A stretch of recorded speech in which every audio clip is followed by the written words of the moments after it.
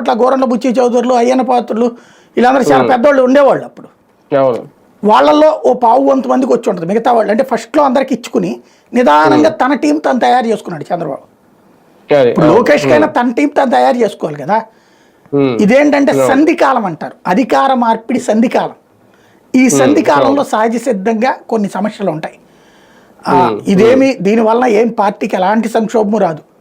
ఇదేమి టీ కప్పులో తుఫాన్ లాంటి స్టేట్మెంట్లే, అసంతృప్తులు ఇవన్నీ కూడా ఏమీగా తెలుగుదేశానికి. కానీ ప్రాంతీయ పార్టీలో వర్కింగ్ ప్రెసిడెంట్ లాంటి పదవులు కలిసి వస్తాయా? ఇప్పుడు తెలంగాణలో కేటీఆర్కి ఇచ్చారు, తర్వాత ఏమైంది? ఒక్కసారిగా అధికారం కోల్పోయారు. అంటే ఇక్కడ వర్కింగ్ ప్రెసిడెంట్ ఇస్తారని కూడా నేను అనుకోను. నేను అనుకోవడం ఏంటంటే రెండు కోణాలు.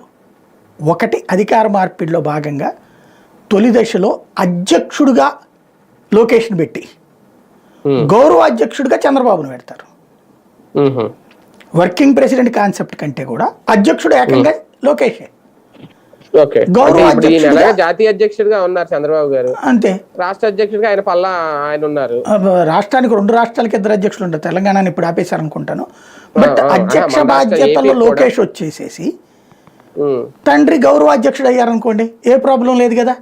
అంటే పార్టీని ఆయనే నడుపుతాడు పూర్తిగా, అంతే. లేదా గౌరవ సలహాదారు ఇట్లాంటి పదవి ఏదైనా పెట్టచ్చు. ఇది ఒక బాబు గారికి. లేదా ముఖ్యమంత్రి పదవి